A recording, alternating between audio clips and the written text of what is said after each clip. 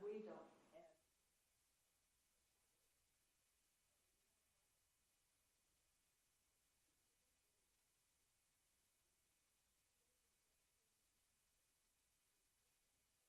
Oh, I've been there a couple times. It's been a while, but I've been there a couple times. Yeah, they set up right. Yeah.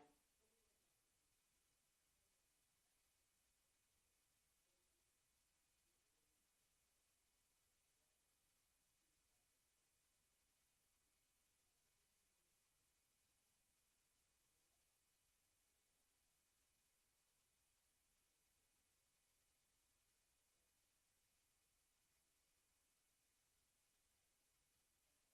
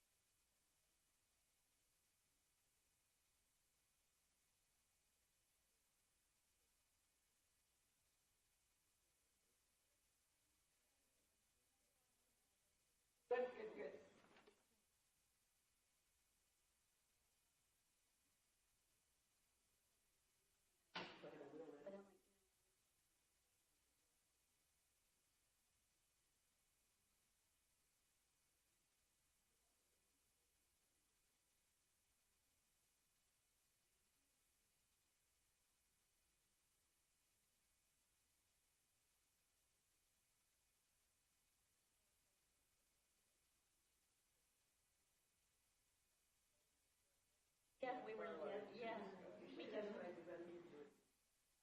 You know,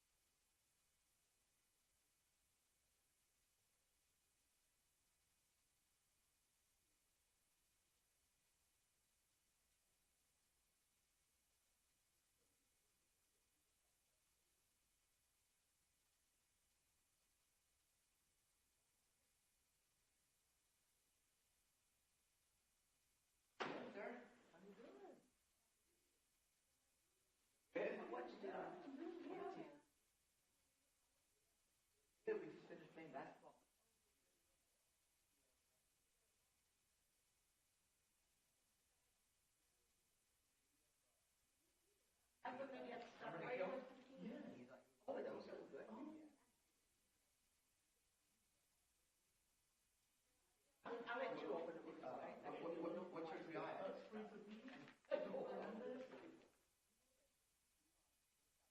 We're not North Zone.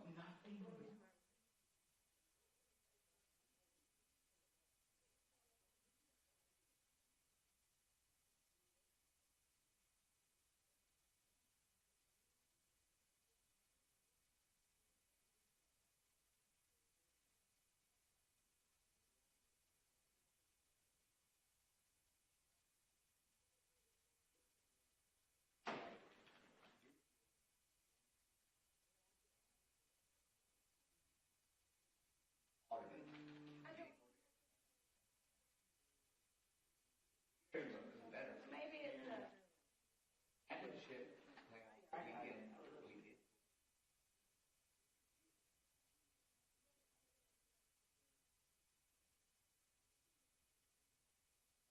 if it is,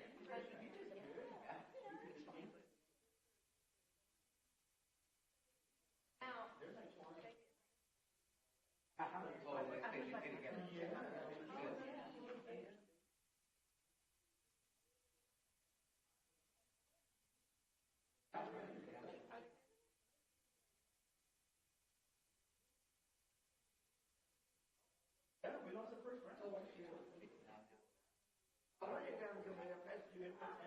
I still got, I got it. Anthony's going to, Darren, right?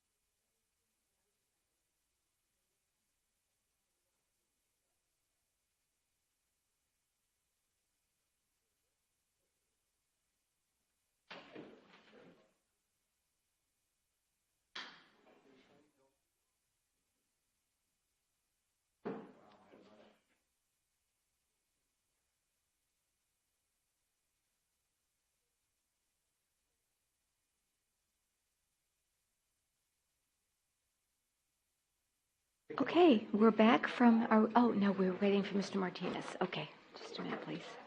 I'll give him another minute or so. Here he comes. Okay. And Counselor Martinez has arrived. He actually came in during the executive session. But we're back from executive session at approximately 6:30, and we have an agenda item number 4, which is citizens to be heard. We'll go there next. Is there any citizen in our chambers that would like to address the council at this time? Please come forward, state your name and where you generally reside, and you have up to 3 minutes to speak. Okay, so no one. Would you like to speak, sir? Yes.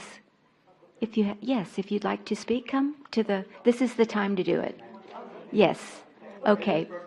That's right. Well, thank you, Frank, for guiding him through the process. Thank you and welcome. And if you'll state your name and just generally where you reside, please. Yeah, my name is Darren Charles. I live at the ridge of Leon Valley, Yes, the subdivision, Yes, pretty we know close. where I that can is. actually walk from the subdivision to here. Uh-huh. Yeah. And your first name, Mr. Charles? Tyrone. Tyrone. Yes. Tyrone Charles. Yes, sir. Yeah.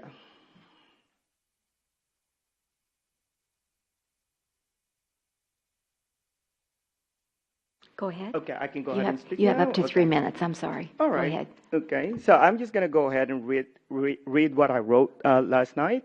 City ordinance is essential for maintaining public safety, ensuring smooth traffic flow, and preserving the overall quality of life in our community. Unregulated commercial activity on the street can lead to congestion, pose safety hazards, and for pedestrians and drivers and create situations and issues. By enforcing this ordinance, we promote organized business practices while protecting public spaces for the intended use. The city must support local businesses through designated areas and permits rather than allowing unchecked street parking, unloading, and loading vehicles that disrupt order and safety. Our streets are intended for movement, safety, and public order, not an extended area to conduct business. Allowing business to use the public roads as a parking area and to operate freely on our roads creates chaos, endangers pedestrians, and disrupts traffic flow. Imagine emergency vehicles being delayed because of business block access or families struggling to navigate because of road blockage. A city ordinance isn't just about regulations, it's about protecting our community, safety, fairness, and equality of life. We must support business growth through proper channels, not at the expense of public order. Let's uphold this ordinance and keep our streets safe and accessible to everyone. That's all I want to say. Thank you, Mr. Charles, for you being here. We do have that agenda item, that your concern. Okay. 10.1. And I went back to my notes, and you had emailed me, I think it was in early January. Yes. And so when the manager and I met, she forwarded it to the police chief, and here we are, less than 6 weeks later, and we've addressed your issue. Thank you so much, So I'm Mayor. just really proud of our staff, and thank you. You always say that our citizens are the eyes and ears of our community. Yes. Because we don't know these issues. So Yeah. thank you for bringing Yeah. the unsafe conditions on Thistle Road to our attention. Really appreciate it. Thank you. Because Okay. this is an ongoing discussion within the Certainly. Ridge of Leon Valley. They have so much concerns, but they don't know what to do. So I Okay. told them I'm going to go ahead and email the mayor Okay. and send those pictures and did. Thank you. recordings to the mayor. Appreciate your Thank you so leadership much. in that area. All righty. Thank you. Take care. All right. Great. Anyone else? Okay. Seeing no one, then we will move to agenda item number 5, possible action on issues discussed in an executive session. If necessary, there is no action on either one of the issues discussed in the executive session this evening. So we'll move to presentations. Presentation 6.1 is again, this was a proclamation or a congratulations on 39 years of service for Mr. San Miguel, Albert San Miguel of the Public Works, and he's again not able to be here this evening, but we are going to reschedule him to the next meeting, which is Tuesday, March the 18th. So we look forward to giving him that honor at that City Council meeting. Then moving to agenda item 6.2, presentation and discussion on the Town Hall meeting survey results. And Dr. Caldera is here this evening to present. Thank you and welcome. Welcome. Good evening, Mayor and Council.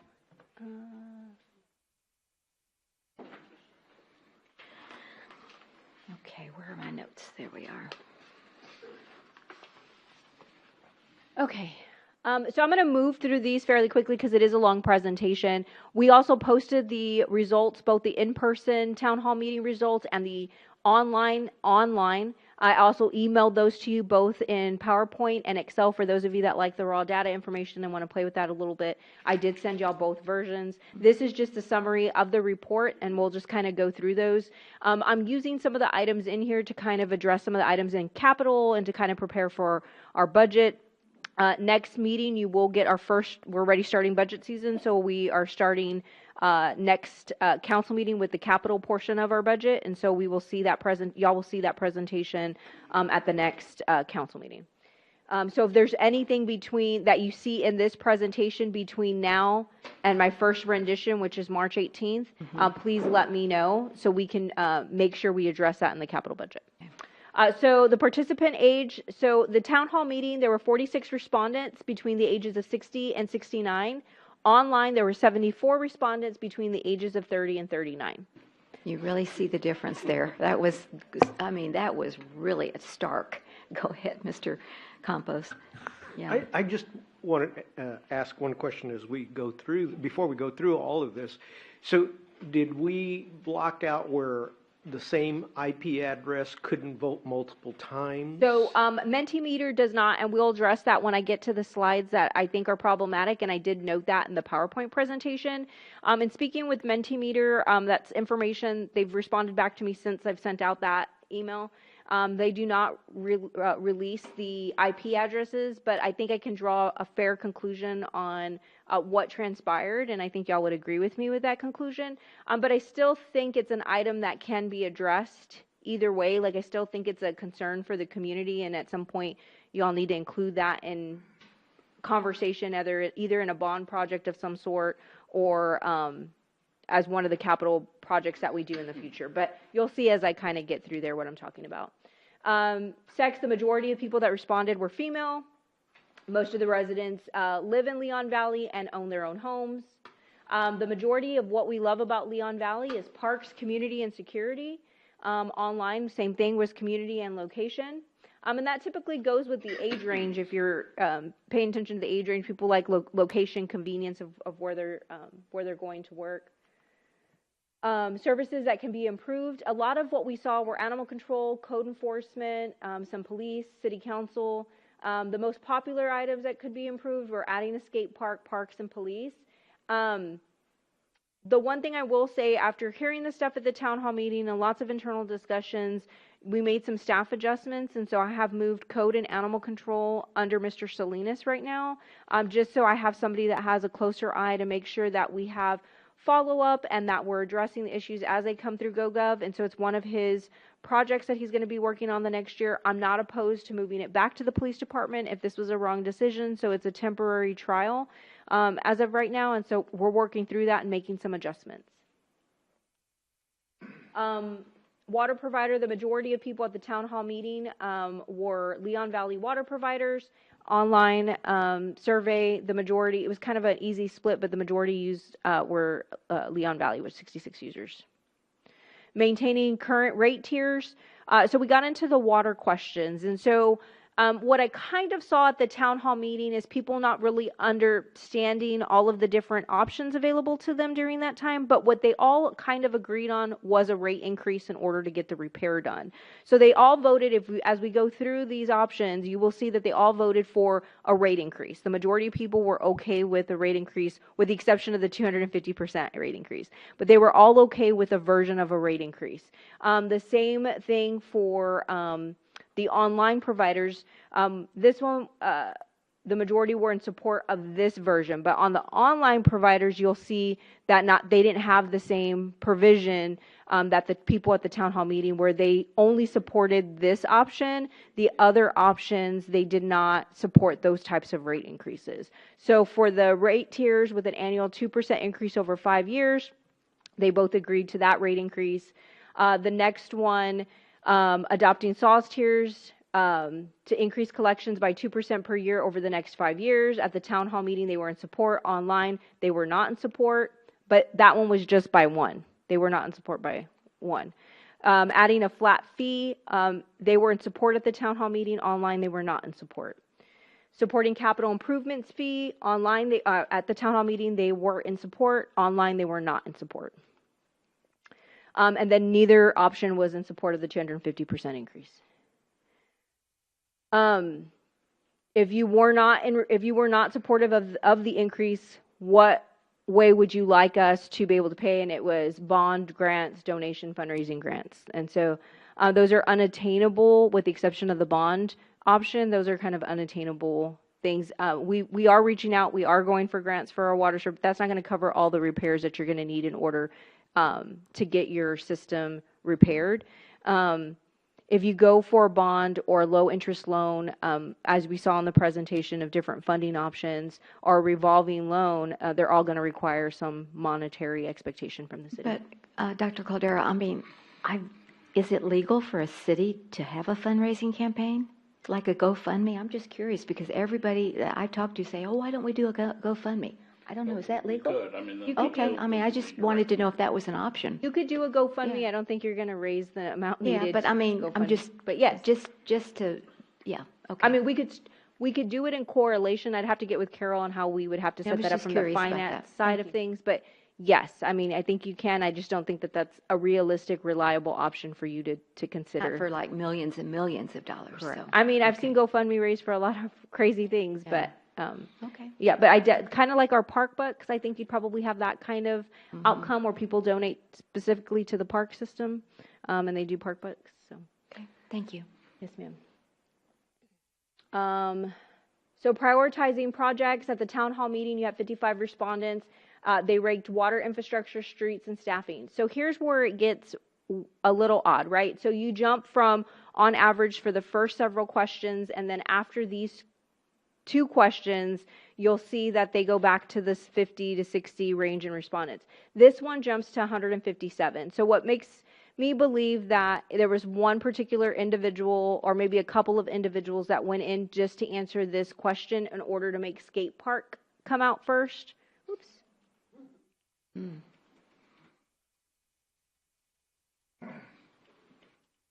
Next time we'll do this, I'll do it with Google Forms. Google Forms allows me to select the IP. We use Mentimeter because we use it for in-house auto. You can't really do that on Google Form. It's instantaneous, but I'll have to create it in 2 versions if you're going to want to do it online. So then that way I can weed out the IPs. But in this particular case, then you had sidewalk, streets, and water infrastructure. So if you take this piece out and you just take a look at the last 3, they're pretty much in line with what came out at the town hall meeting. And then if you take a look without the water, skate park again rose, but they had 158 respondents.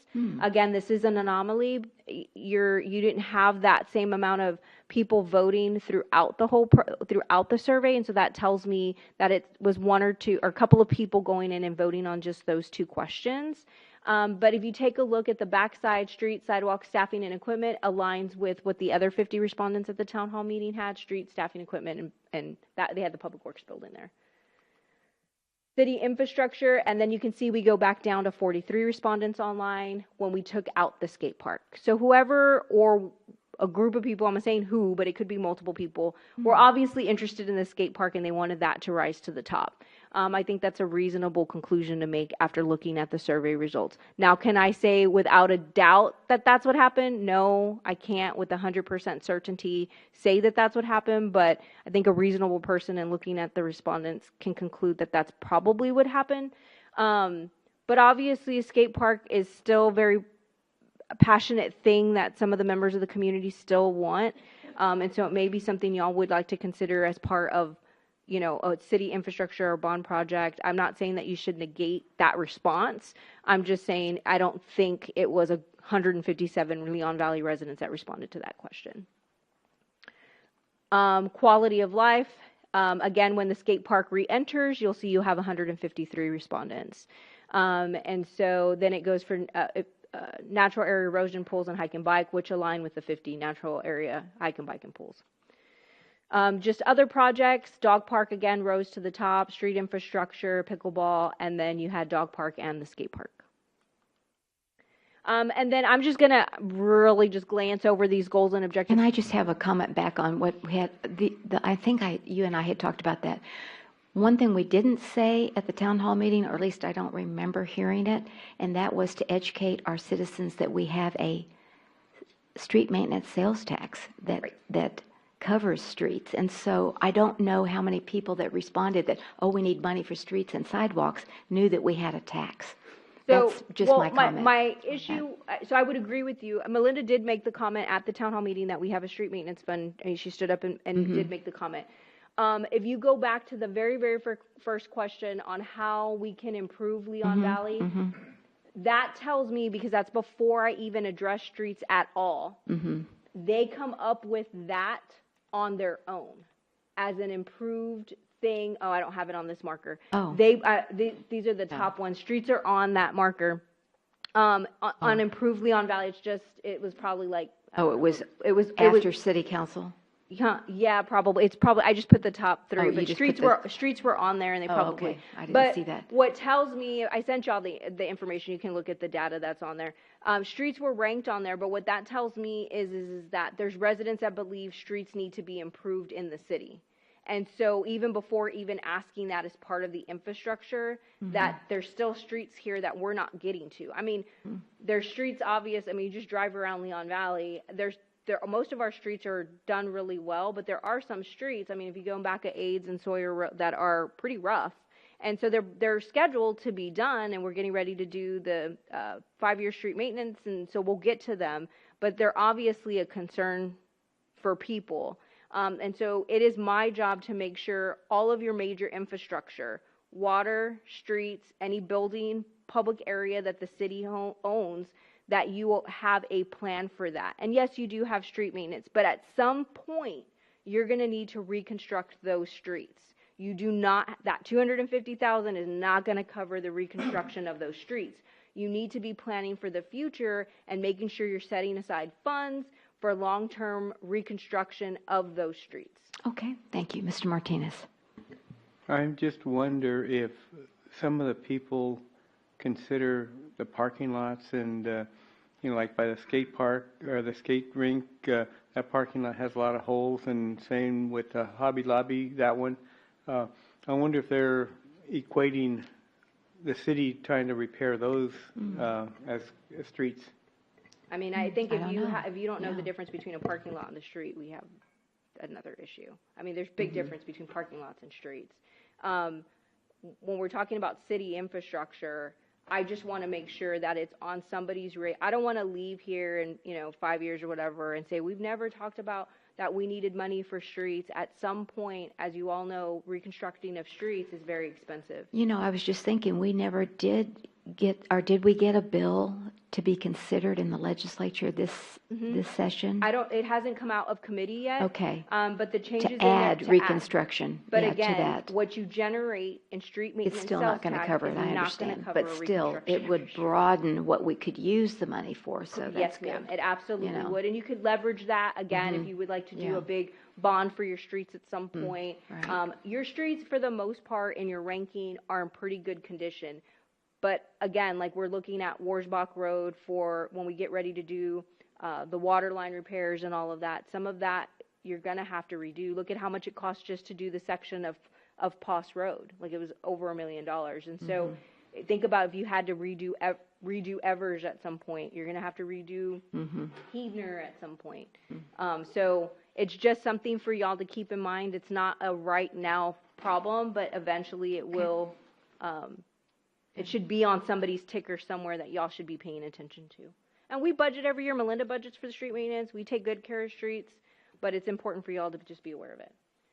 Okay, thank you. Any other questions? I guess not. Okay, now we're on the We're on goals the and goals and objectives. objectives. Again, I'm just going to go through these fairly, fairly quickly. For the police department, they all agreed on what the police department put on. They all agreed on the fire department. Everybody agreed with the public works goals and objectives, the administrative goals and objectives, and then everybody agreed to keep online and in person, agreed to keep all the current ones. So while we're on this topic, my question to you is, would you like me to go back, rework the goals, and we would do a workshop of some sort? So that way you can finish up your goals and objectives. Now that I have all the information, I can recreate or draft some goals for y'all and bring them to you in like a workshop setting, either before a council meeting, a Saturday workshop. Would So I would that be taking the original 7 and then plugging it in there? No. So I will reconstruct, based on the information I gathered, I will draft you goals, unless you don't want me to draft you goals and objectives, but we've tried y'all starting from grass level, because I tried bringing y'all back revisions of our current goals and objectives, and you didn't want that. So I would take our current goals and objectives and take a look at what the departments did, redraft some goals and objectives to give y'all a baseline to start from, and have a workshop with the citizenry to come in, and they can sit in circles and say yay or nay on stuff if you want them to do it that way. We could do a voting system that day. You could hold it as a council meeting. I just need some direction on how you would like to proceed on that. If you want to use the old goals and you want me to bring that presentation back to you, because the council's thinking differently about it now, I'm more than happy to bring that back to you. I just need some direction, because I think if we pass this item and I continue on with the presentation, it's going to kind of stay out in limbo. So that's one thing I'd like to finish up. I mean, I think we ought to do it, because it's been a year now that we haven't been able to finish this. And so, I mean, I think we could at least go by your draft, and then we could change and revise and get citizen input. But I don't know when that would be held. But anyway, we could at least try it. But I would be in favor. But what about the rest of my colleagues? What do you think? Yes, Councilor Campos? I would agree with that approach, Mayor. Okay. Just finding time on our Yeah, calendars just finding time on our calendars. to get that done. So would y'all like to do a workshop setting, or would you like to just do it prior to a council meeting? When is I'm sorry, Mayor. Okay, When no, do we go have, ahead. do we finally Mr. make a date for the retreat after the election? So the retreat will be the last The Saturday 31st. in May, the 31st of May. But that's a retreat session with us. It's not really, You if you're know- going to try to swat it with the residents, I don't. We that's have fine. we have a coffee on the April 24th. You can Maybe do it we that do day. 1 hour of, Goals and objectives, yeah. maybe we do it there. You could do it there. Just because, again, we want citizen input. And I don't know, what do y'all think? That would be a good time. Okay. So, okay. Okay, so I And that goals gives you enough objectives time yes, to get get it something together. Yes, ma'am. So, what do y'all think? April That'd be fine, 24th? yeah. Okay, at the conference center at 9. Okay, Yeah, thank you. and then some things that did come up with the goals and objectives that's why I'm saying I can draft some, was stronger code enforcement, trail and foot patrols that they would like to see, like from police, stronger enforcement of codes in skate parks. And that concludes my presentation. So that's a summary. Do you have any questions overall on the town hall meeting, the approach? Anyone else?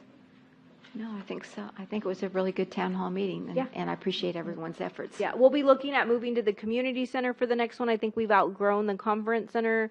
Hopefully we'll get the internet connection working a little bit better for the next one. And so, And we have ability to see things on a screen. yeah, that's what we're trying to work out what Okay, that looks like. We gotcha. did one town hall meeting there, Yeah. but I paid a Oh, company that's to come right. in to That's help right. I us. remember that So I'm during gonna get a quote from them COVID. to see Yeah, what I that think. looks like, but then see what it costs to do it on. We have the big movie screen that we use. Oh, yeah. So I got to try to set it up in there first to see what it looks like. Okay. But we'll be probably moving to the community Very center good. next year. Okay, thanks so much, Dr. Caldera. I do appreciate it. Okay, then we're moving to agenda item number 6.3, presentation, discussion, and direction to staff regarding consideration of increasing water and sewer rates. And we have Melinda Moritz, our Public Works Director, here this evening to present. Good evening and welcome. Good evening, So Mayor glad and you're City here. Council. Yeah. So did y'all want to go back through the PowerPoint or just skip to the part that had the different rates? Well, I think go to the rates, right? I mean, we know what the citizens said at the town hall, so now we can kind of apply that to, because it's what you had presented the last time, correct? Yes, ma'am. Yeah. Same That's what I exact thing. thought, yeah. So that first proposal, the lowest bill would go up 250%. The average bill, which is a 5,000 gallon user, would rise about 60%. After that proposal was declined, City Council requested that we reevaluate it and raise the meter fee and usage charge by 2% annually for 5 years, matching the water usage tiers to SAWS's tiers, and then raise the EAA fee just because they raised theirs. And so this is what it would look like if we change, I believe this is the one where if we changed it to the SAWS tiers and just added a 2%. And so here's what you pay right now. And keep in mind our average user is right in here. So in year one, your base meter charge would be $363 and your average user would be $516. And by the time you get down to year 5, your base rate's at $1298, your 0 to 4,000 is $393, and then your other one is at $559. Okay, So it's excuse not me. a huge increase. Okay, But no, it's not. It really isn't. And Mr. Campos, did you have a question Well- or comment?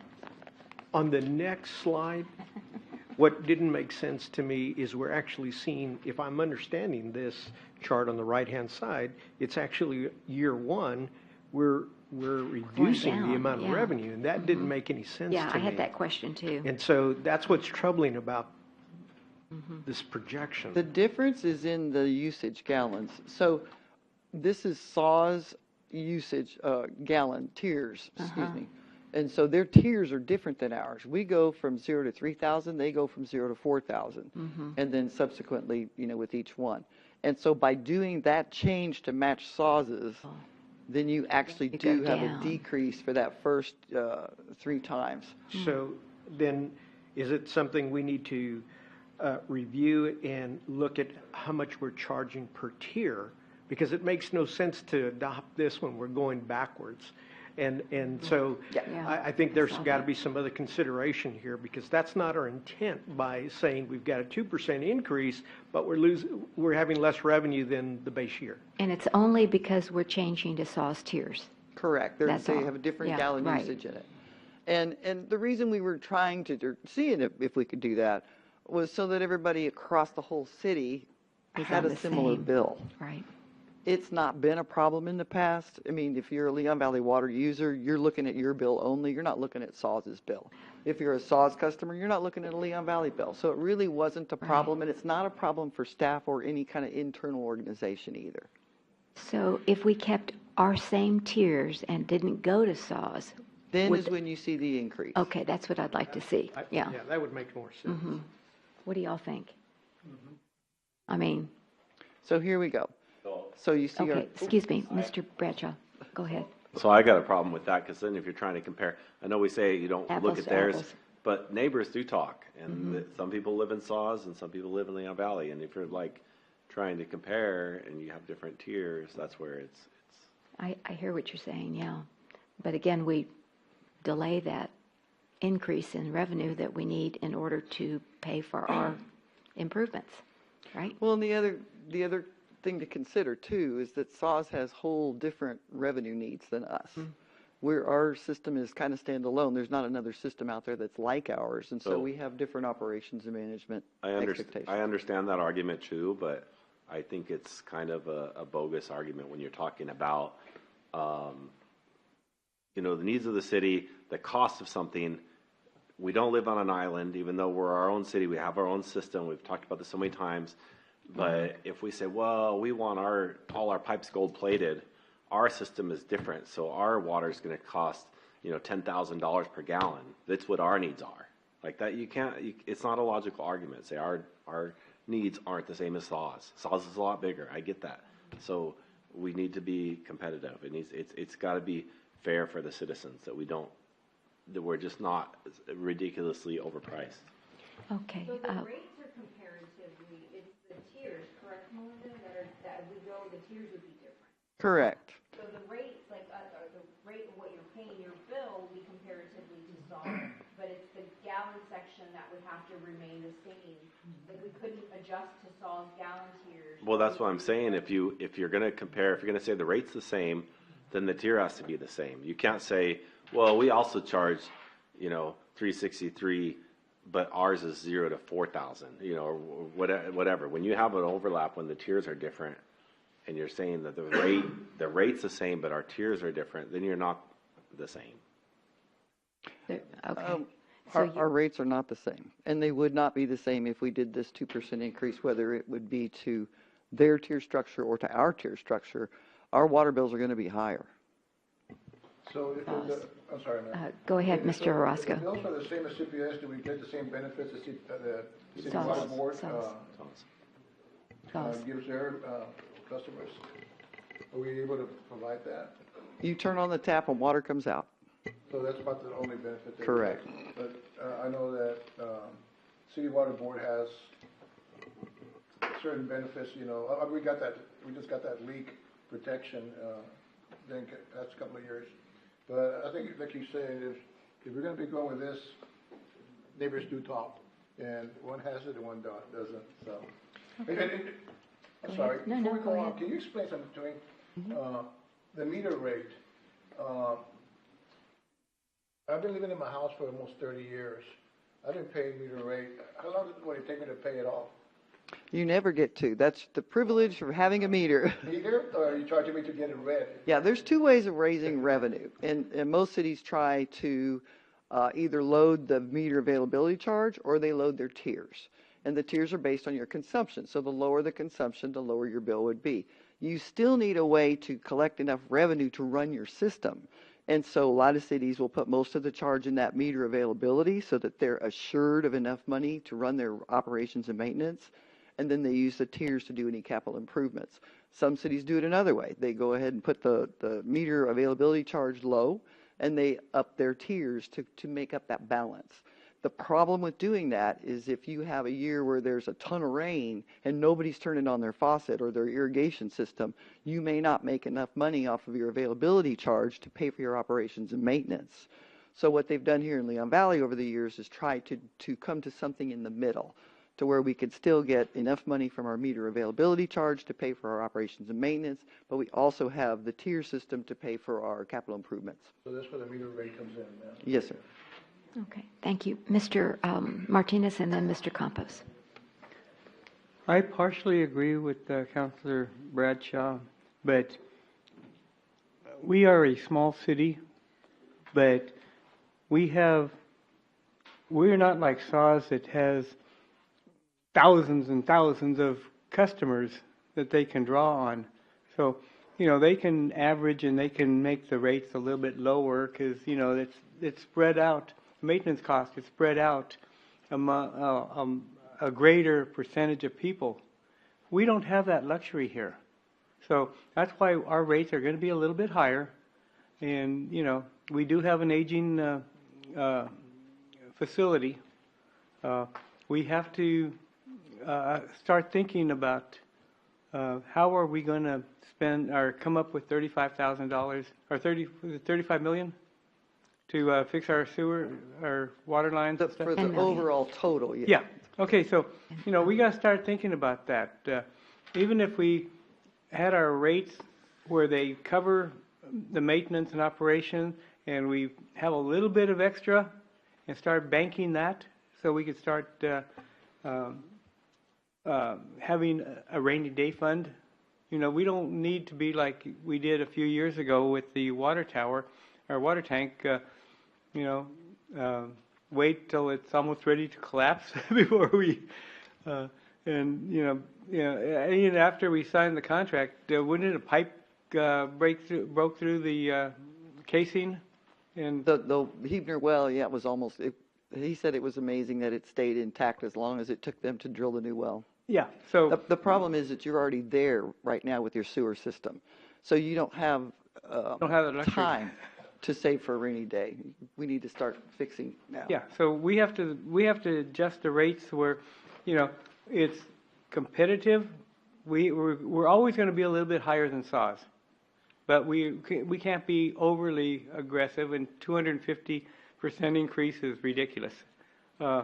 a moderate increase, but we have to look out for the future of Leon Valley. Otherwise, we might as well give it up and become San Antonio. Okay, thank you for those comments. Mayor Pro Tem Campos, please. You're So- next. You know, when you're looking at the rates, you're trying to cover your cost of service, right?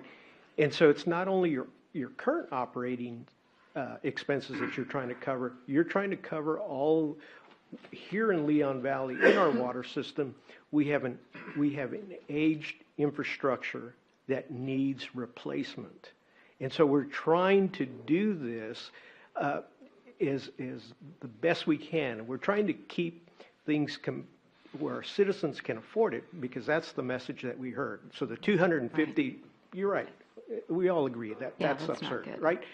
But we cannot just say, oh no, it's got to stay the same, because we're in a hole right now. Okay, and so our infrastructure definitively needs these improvements, and it has to be done through some revenue increases. So, you know, we can go through the budget and look for any things that we can cut, but at some point, we're going to cut too far, in which we probably have already, because we're in a deficit for replacing our aged water infrastructure. This is just the water section. There's another section on sewer, right? And that's even worse. So just keep that in mind as we all think about these rate increases. And me personally, I think if we're going to go to the SAWS tiers, I think we're going to have to go up on the dollars per tier, the rate per tier, I guess is the right word, so that we're not losing more revenue in the first several years, because it goes down to the first 2 years where we're losing revenue. And we're already behind in an aged infrastructure of our water system. Not just So sewer. change the 516, that one, but would you go above 2% though, when you do that? You still have other options. We haven't Okay, gone through the whole because thing the yet. citizens said 2%, so I would want us to stay. When's the last time we had a rate increase? It was in It's been- 2015, and yeah. it was a 2015. 3-year increase, Was and it that was to 3 pay year? for the 2 water wells. Okay, thank you. And so this is leaving it with the existing usage tiers, 0 to 3,000, 3,000 to 6,000. And remember, your normal customer is in this range here. And so here's your base rate now. Here's what it would change to. Here's what it would be at year 5.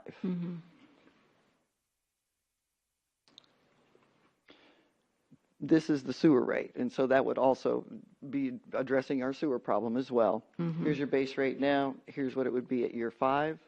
Here's what your price is per gallon for the 1,000 gallons. Here's what it would be at year 5. And is So this, not too- is this comparable to SAWS This as well? is under our tier system. Just our tier, so SAWS has nothing to do with the sewer? Correct. Okay, thank you. And so this is the existing usage tiers remaining with the 2% increase, and this is what a sample bill would look like. Okay, And so if you used 5,000 gallons per month, this is what you'd be paying total, and at the end of year 5, this is what you would be end up paying. okay. So it's a gradual, pretty gentle increase. And then this is the existing usage tiers remaining with 2% compared to SAWS, and SAWS charges us outside city limits pricing. So right now it's at 76.08. By year 5 it would be 90.97, and then this is theirs now. There's a couple of charges in here that we don't have, like uplift assistance program. And there's a difference too, I believe, in the water volume charge. Do we have a drought surcharge? We like do. that? We do, okay. All right. And so here's your revenue projections. So right now, your revenue projection is about 4 million. At year 5, it would be 4.7, and it would bring in about 637,000. If the goal, is to borrow what we were thinking about borrowing, this isn't going to cover it. How much are we short? Do we know? I have a slide on that coming up. Oh, okay. And so this is the other option, capital improvements fee. Keep the rates as they are and add a capital improvements fee as a flat fee to both the water and the sewer. Okay. And so if you did it just a flat fee at $15.76, that would be added to the bill, and then $16.55 for the sewer fee right here. So the lowest bill would be raised by 120%. The average bill would be raised by 43%. And there's your difference right here. And that's the flat fee. Now, if you did it as a capital improvements usage fee, again, this is based on, excuse me, the tier. So the water capital improvements would be $1.63 per 1,000 gallons. Sewer would be 88 cents. And so here's your total bill right now. Here's what it would be with the capital improvements fee. And that's usage, Yes, ma'am. right? And, you know, that's one thing I think we can do. It doesn't matter which way we go, but we need to educate on conservation and rainwater catchments. I mean, you know, xeriscape gardening. I mean, there's so many ways that you can reduce your water usage. But anyway. We don't want them to reduce it too much. Okay, all right. Yeah, if we reduce it, it's not going to bring in revenue. It's not going to give us what we need. And that's, you bring a good point up, Well- Mayor. The thing is, so the bills go up, we increase the bill, then people Yeah. do start doing rainwater and start being conservative, Yeah, and then and the that's what's revenues gonna actually go happen. down because the cost is too high. See, that's my inclination, you know, is to start conserving, but that's me. But, yeah, okay. No, We I still see what have to you're have saying. the pipes to carry the stuff. I know. gotta have those I pipes. see, it's a catch-22 because we need the money to repair the pipes. Yes, Counselor Campos. So, as everyone knows, I used to work at SAWS. I just No, retired. we didn't know that. Yeah. And so this is the same conundrum they have Yeah. with their All water systems. Right, Yeah, right. exactly. We're trying to build a world class, which they do have conservation department, but it also affects the revenue, right? Yeah. So this is not, we're not the only water system. Everyone has Right. to deal with this. Sure. Thank you for that. Okay. And so if you just adjusted the usage tiers, this shows you, the blue line is the current bill. So as you go up, and then this is the year, can't read that, sorry. Year one bill, excuse me, here. So here's your revenue projections if we did the usage fee, and this gets us where we need to be.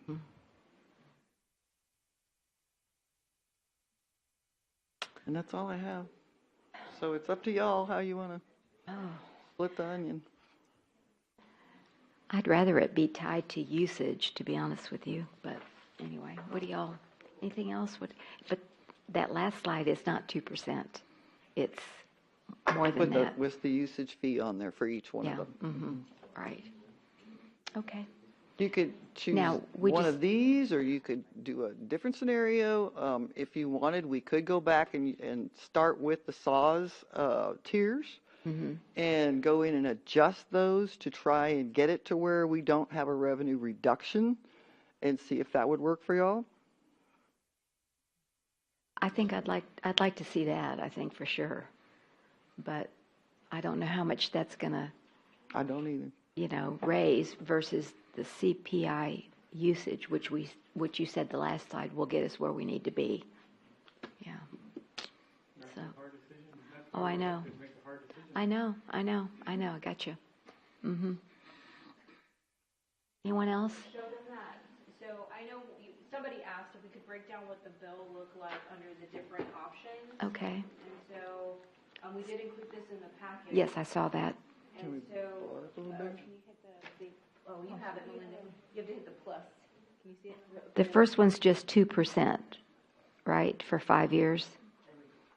At first it's current, and then below that's just 2% for 5 No, years. this is adjusting the water usage charge tiers, and that's the one we were saying we would With the adjust it to SAWS's Okay, tiers. gotcha. So here's year one at 82.77. But we lose money in year 1 and 2. Correct. And then in year 5, it would go to 89. So you don't get the increase that you need to get to where we're Right, trying to go. right. This one is Not keeping the balanced. existing water usage tiers and raising all the fees by 2% annually for 5 years.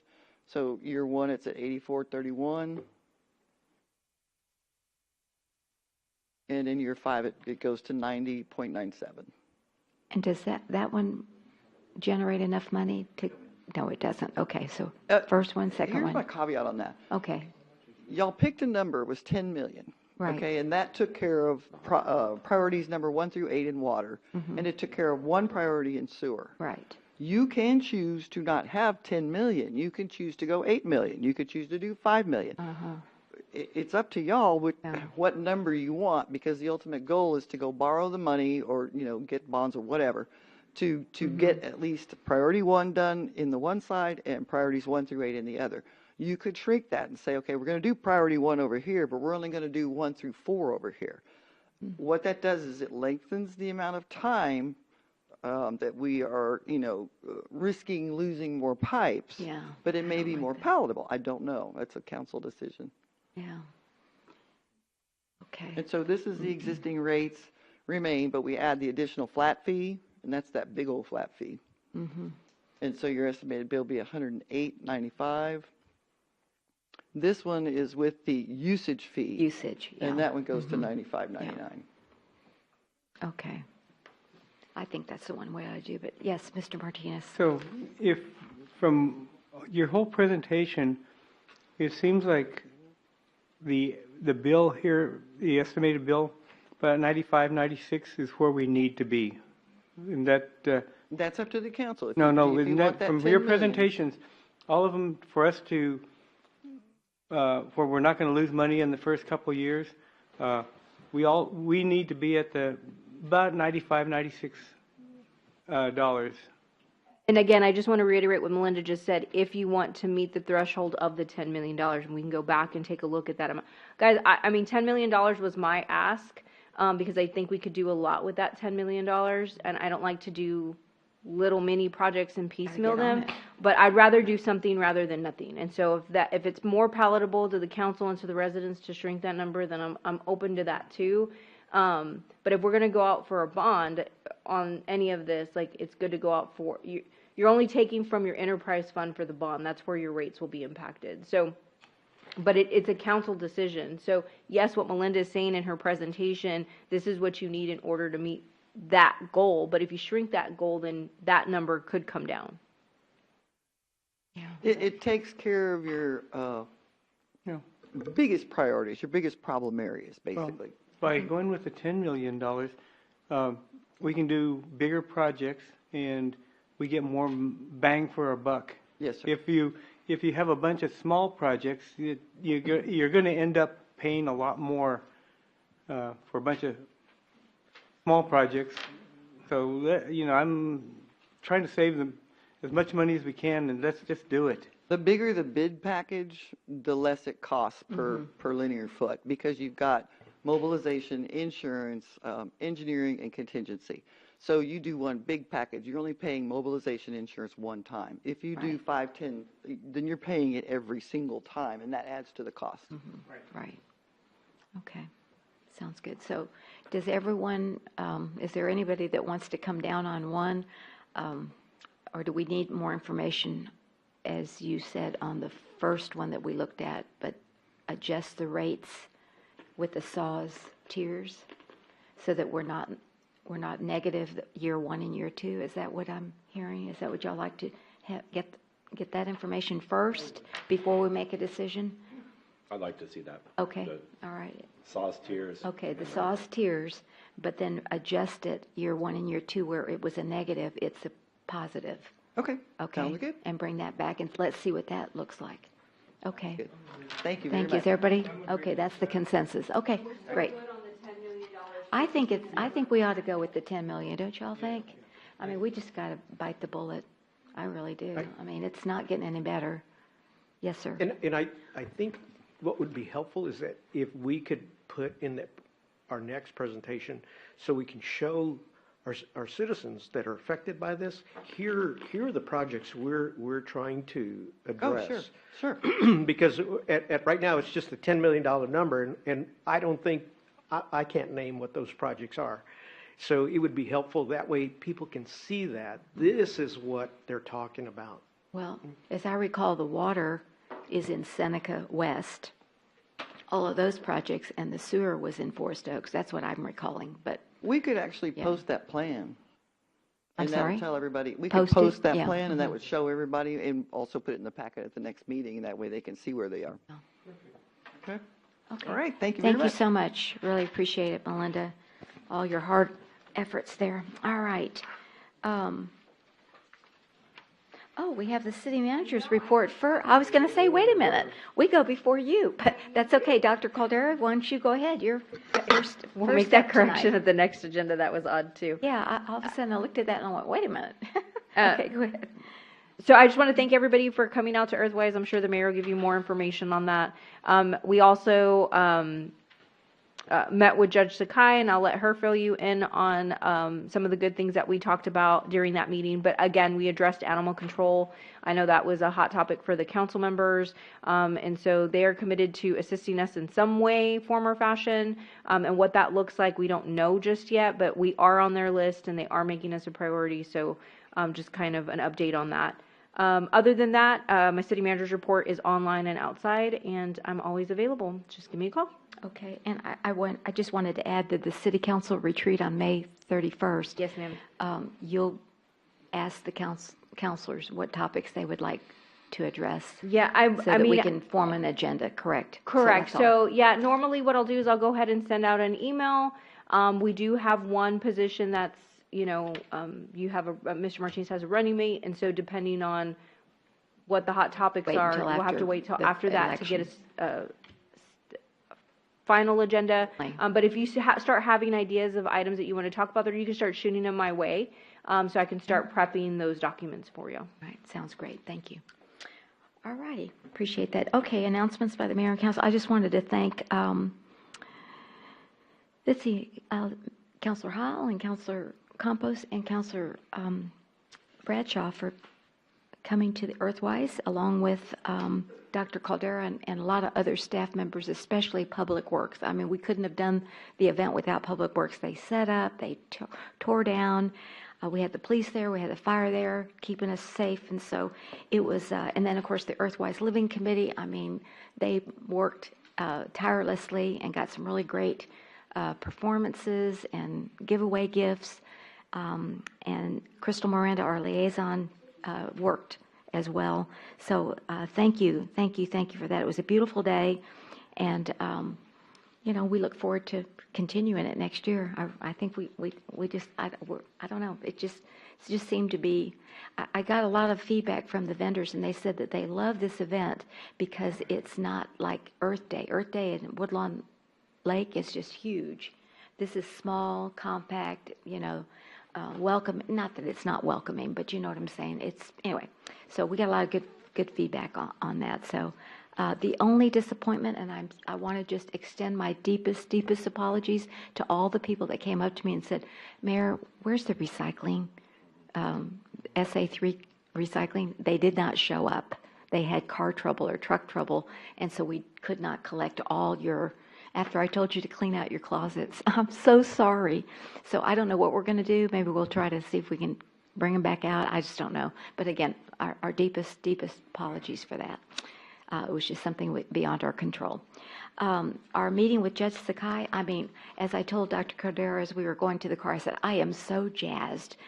That was the word I used, because we spent an hour and he gave us the attention that we were asking for, and we had 3 topics, and one was the unsheltered. The pilot program has been what we say, I don't know if I'll say huge success, but it's been a real success, because our 3 outreach workers from last July to the end of February have moved 58 people from the streets to Haven for Hope. That is really, really significant. And I have kudos to the police and the fire, because they work on the streets. They know where the unsheltered are located, and so they work collaboratively with the outreach coordinators. And then we told that to the judge, and he was really glad to hear that. But the good news is, last Tuesday at Commissioner's Court, they extended our pilot program for another year at no cost to us, because they got a grant to cover it. So I'm glad that we'll be able to continue that work. So thank you to everyone who's worked so hard on this, and we continue to see if we can continue to make a difference. The dog kennel, the animal control. I mean, we were like, please, Judge, we'll take the old kennel. They're doing a new kennel January 2026, I think. Anyway, he heard us. We said that we'd put money in again, like we did with the pilot program for the unsheltered, so he knows that. And we've had a meeting with the director, Dr. Guerrero. But anyway, overall, I thought that he heard us, and I think he's going to. It's just not us either, because all the suburban cities want this too. So anyway, that's why we like to meet with him. So, but I thought it was very positive. I think he kept the door open. And then the last issue was Sheriff Salazar has an issue where, and maybe I'll have Dr. Caldera explain it more, but my understanding is when you pick up someone for a violation, you need to book them to downtown into the jail, you have to first take a detour to the University Hospital, correct? And they have to be under the influence or have some sort of medical issue. Exactly. So we can't just take them down there. They'll be turned away. They have to be assessed at the hospital.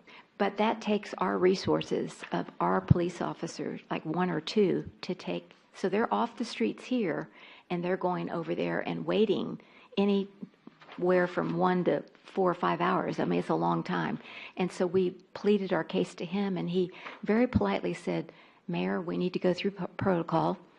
You need to meet with Sheriff Salazar. So that's our next meeting. So we're going to go meet with him and see how we can, maybe share the time, or we're just not sure. So, and then he said, write him a letter, copy me on that. And so anyway, but I thanked him. I wrote him a thank you note yesterday and sent it to the judge. So it was, and they want to do, some good press about the unsheltered and our success. That was the other thing we talked about as well.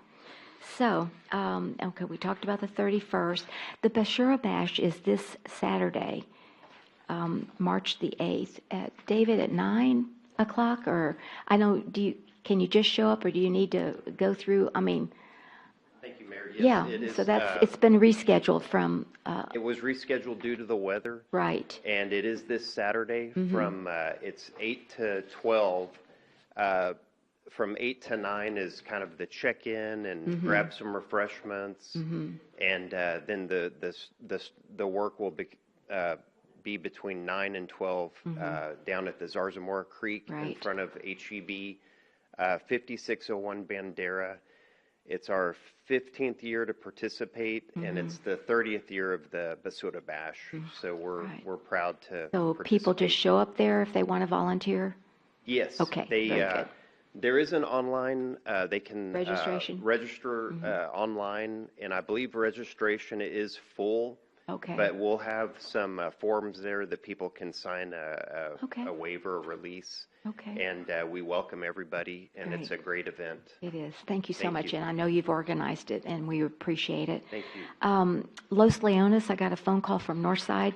The art festival that former Mayor Marcy Meffert started many, many years ago is Saturday, March 22nd at 10 o'clock at John Marshall.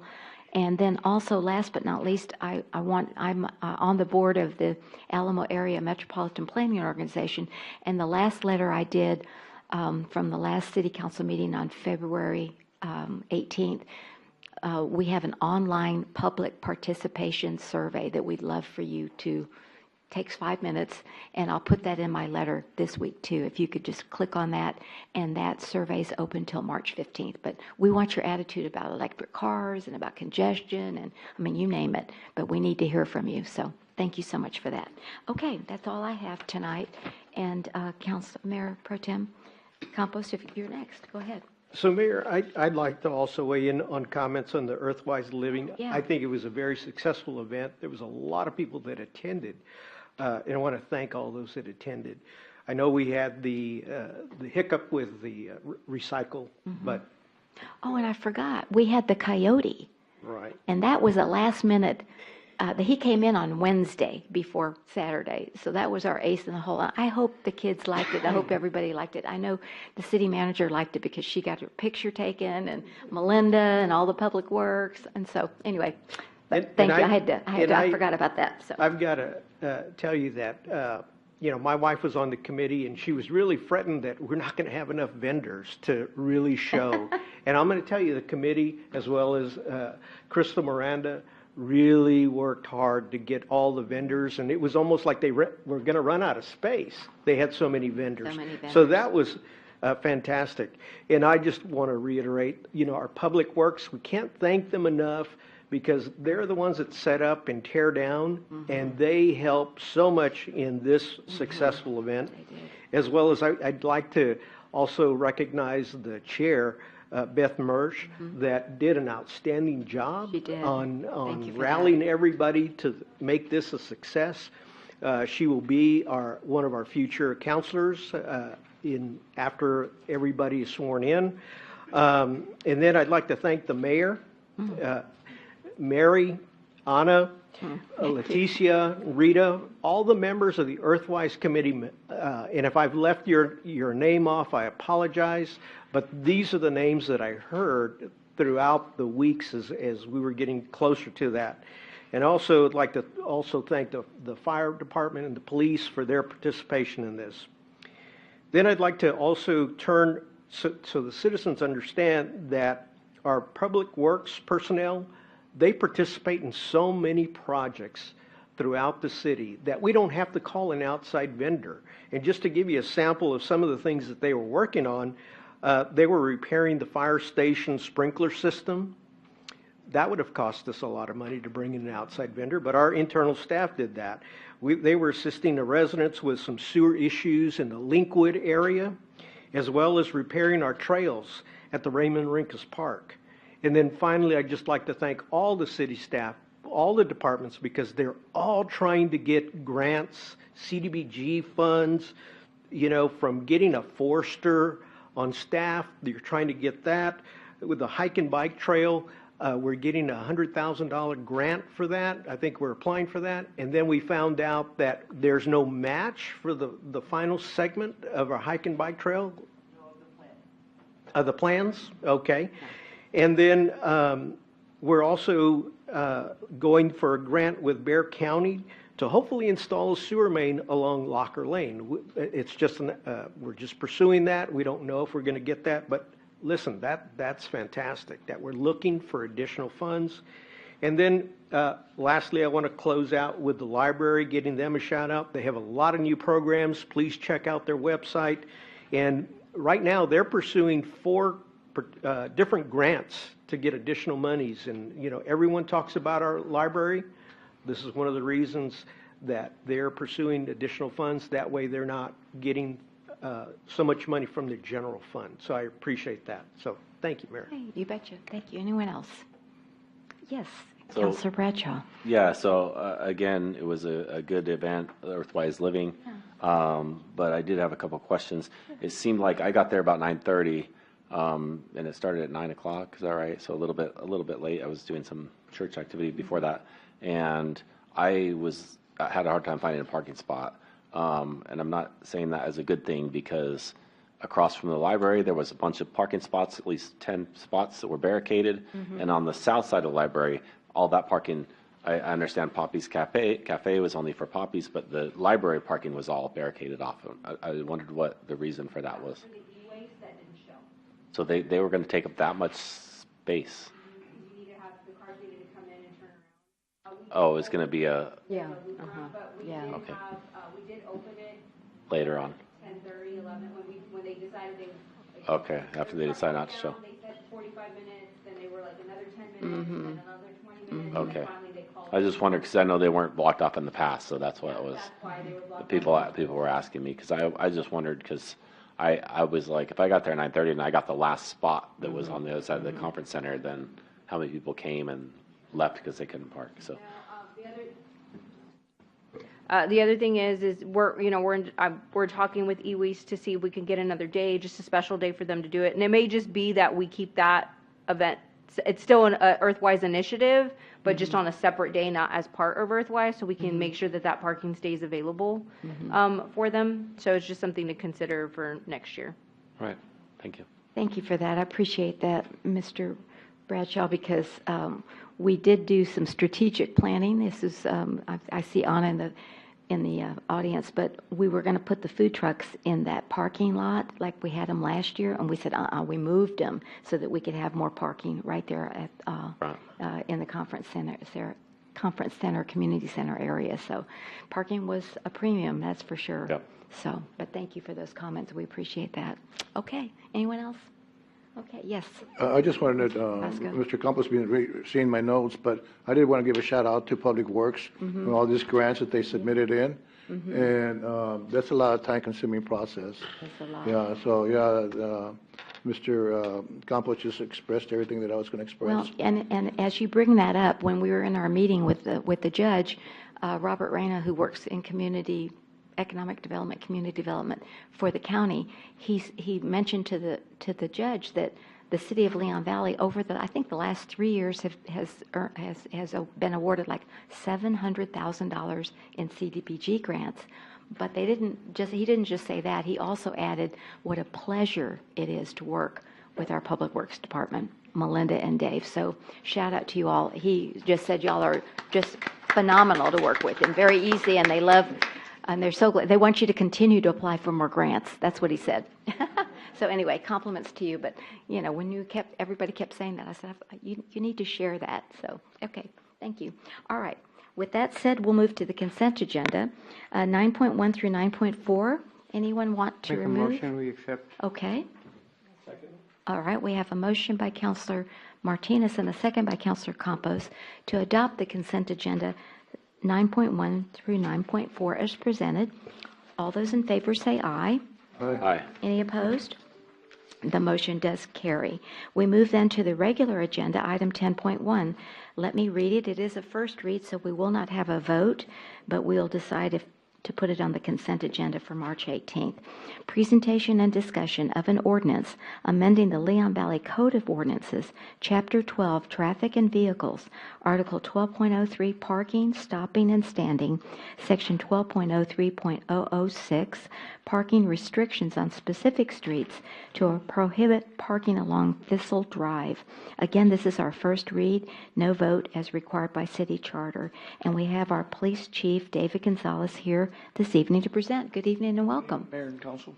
And thank you. And So so glad you're this- here. Yay. This came to be because of citizen complaints. This is just And reaching out. We have been monitoring this area, and on some days, yes, it can be a problem. So let me go through the presentation. Should we consider prohibiting parking along this street? This is Thistle Drive is the entrance into the ridge and back into the area, the neighborhoods.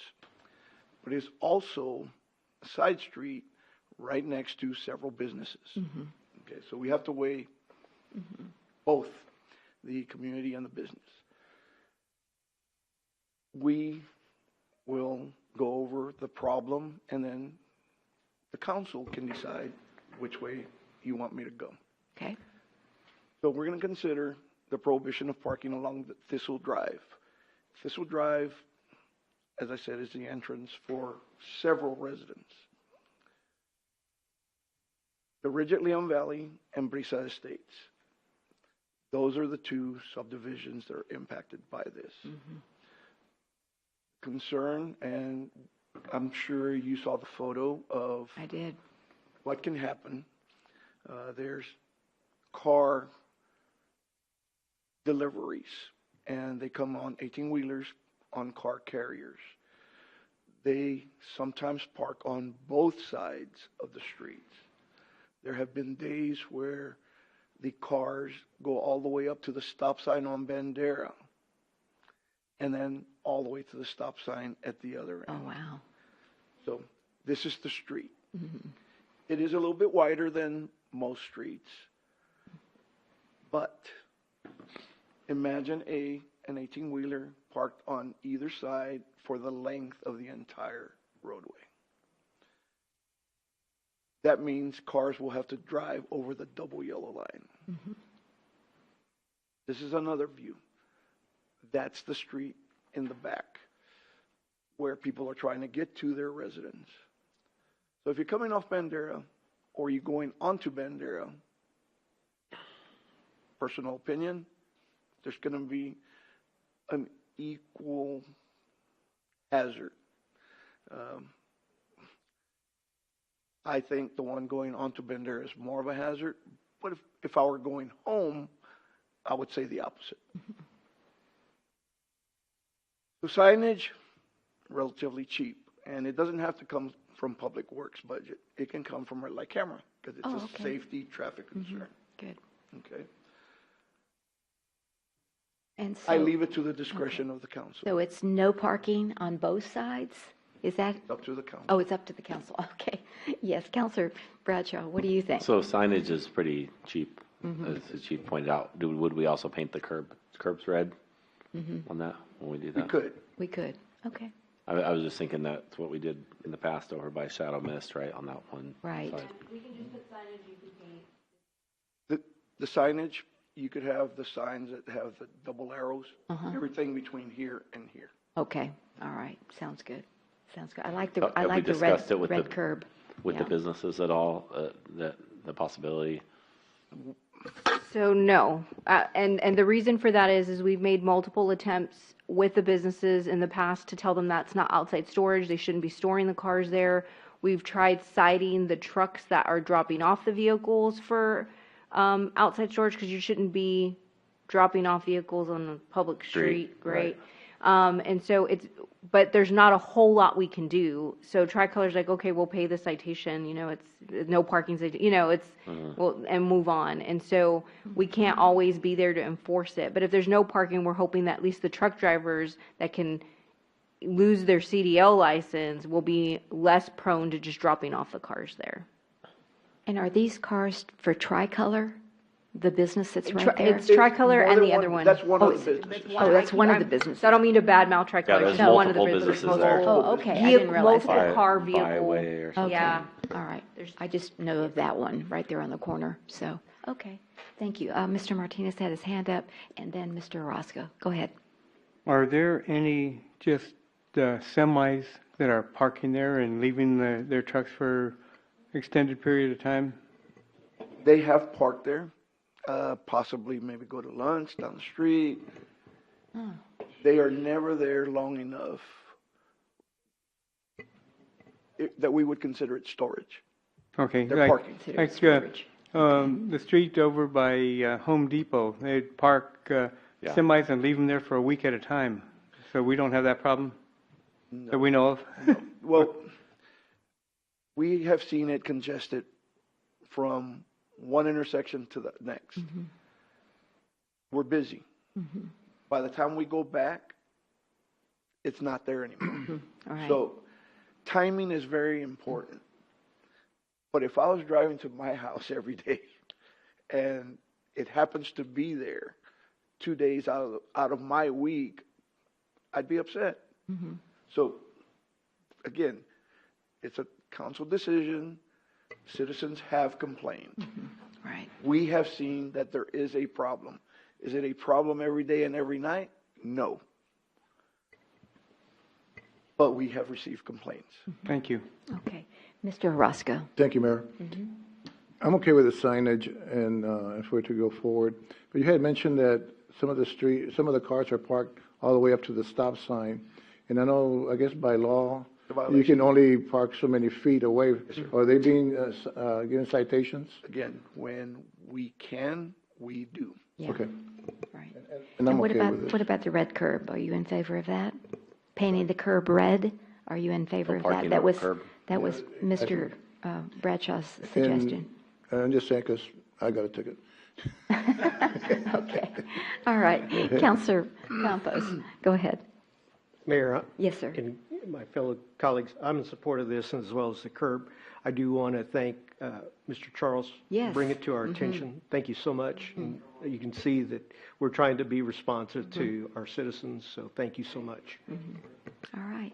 So I think we have consensus to put it on the consent agenda for the next meeting.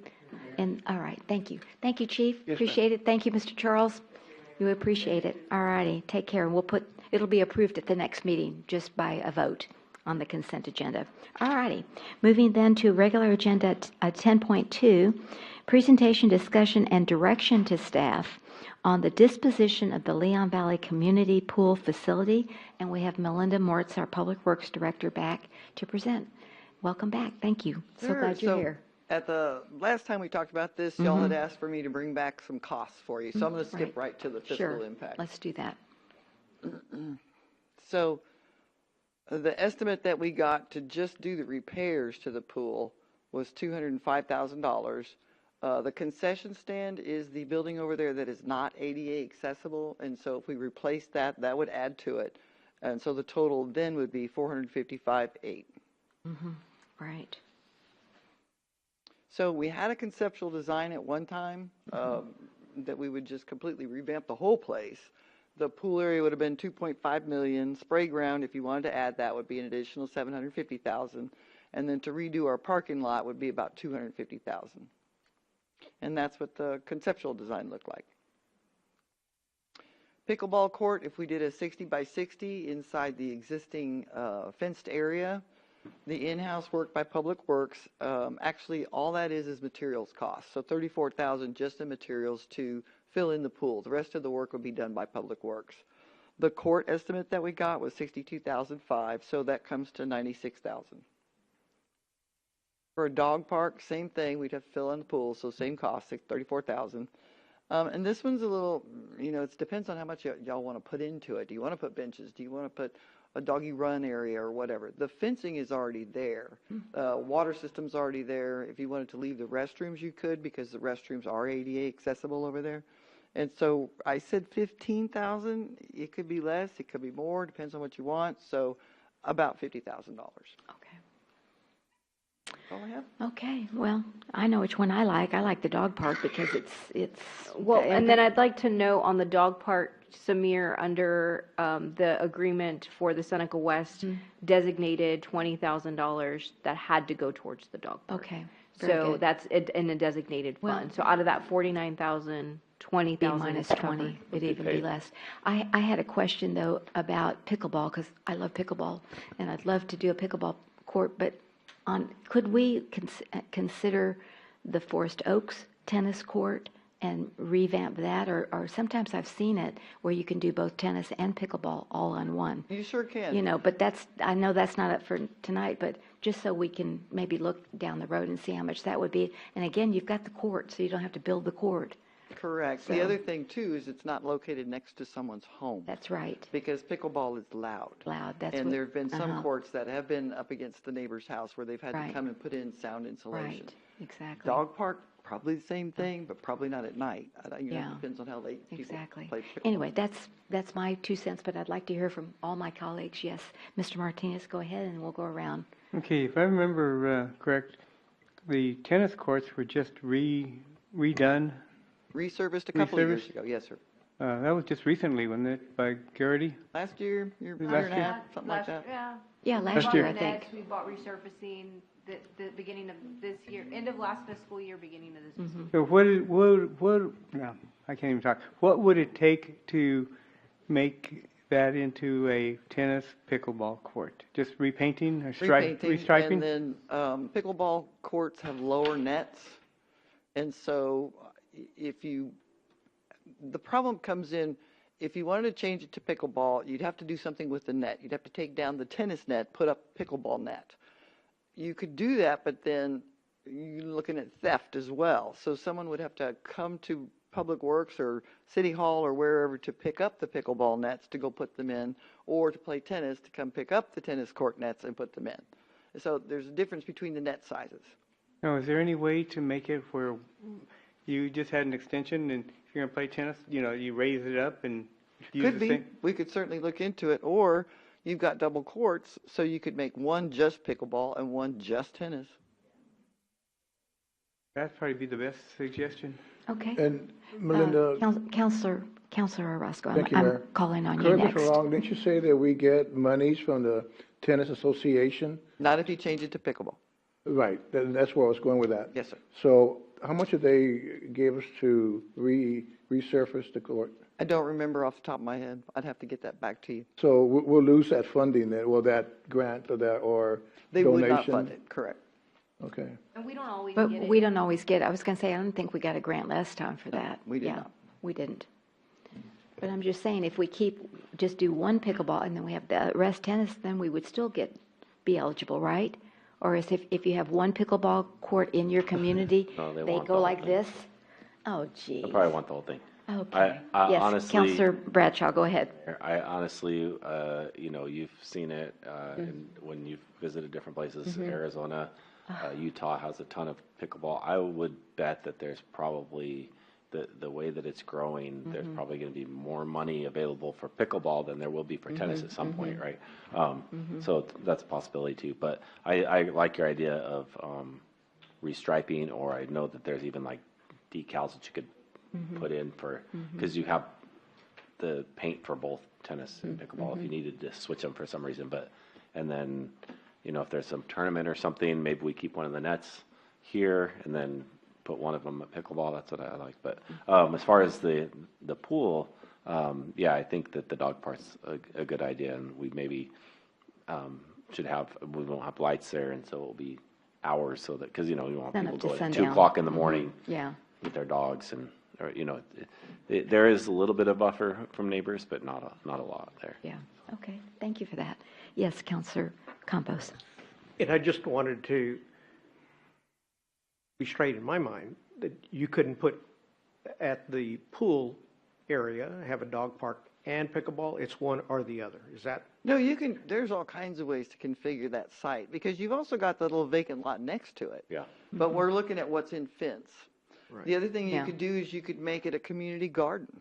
We have had so many applications for a community garden this year. It's incredible. And I think because of what's going on with the economy, but we're out of space. And we were out of space within the first 2 weeks. We advertise it every January.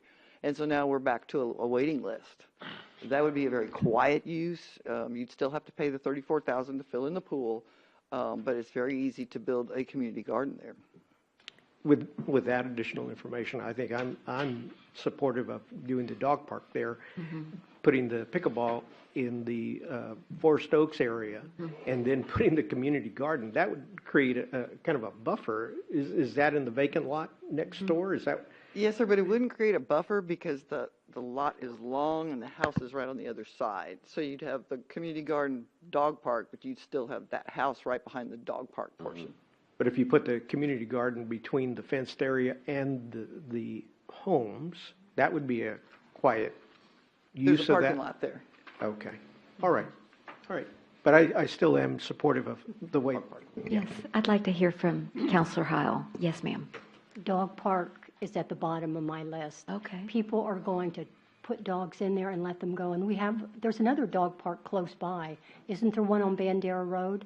Not far down Bandera Road. It's outside of Leon Valley, I but believe there's a there's dog one park. by Tom Slick Park. I think so. There's one further down.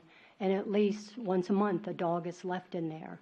And what do you do with them? I mean, that's a good place to dump your dog if you don't want him. At least he's in an inside fence. I can see a community garden, or I can see pickleball, something that we have a lot of people moving in, and maybe something they're interested in. Wow.